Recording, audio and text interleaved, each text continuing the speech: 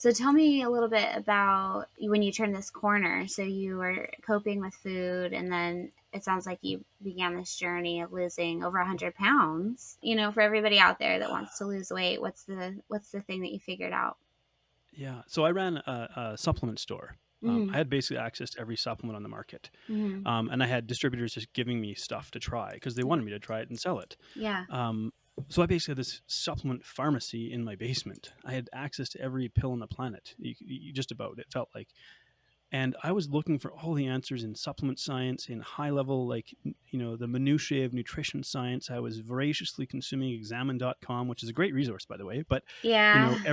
and I was I was doing everything except the one thing I needed to do. I was literally trying to do everything else except avoid like deal with the elephant in the room. Mm. The one thing that I had to address, and that was my relationship with myself, and by reflection, my relationship with food. Mhm. And I wish the process of losing weight was easy.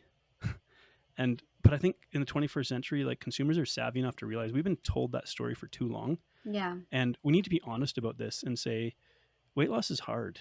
Mhm. It's not, and I don't mean it's miserable. I don't mean it's endless suffering. But we have an obesity crisis, and it's very real, and Mhm. it's hard. And so once we make peace with that.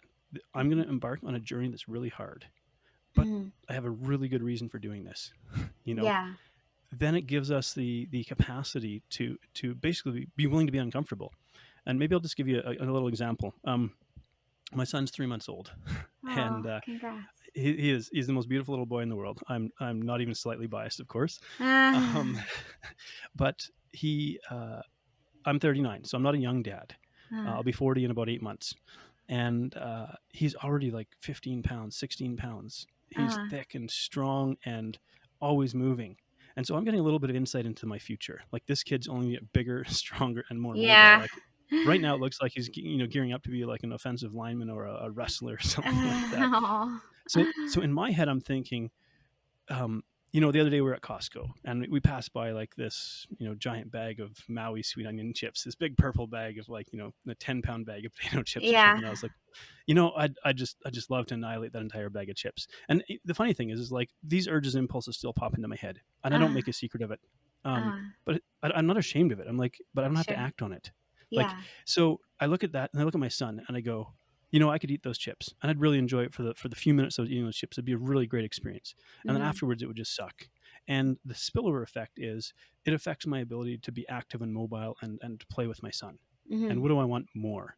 Yeah. And so when we say that, like, weight loss is a challenge and when it's difficult, it's like we need that emotionally compelling reason to really, if we're going to stick through this uncomfortable journey. And for me, it's my son. I Mhm. look at him and I go, I want to be an active dad in his life. I don't want him to struggle the way that I struggled. So I have a responsibility right from the start to model Right. healthy behaviors for him.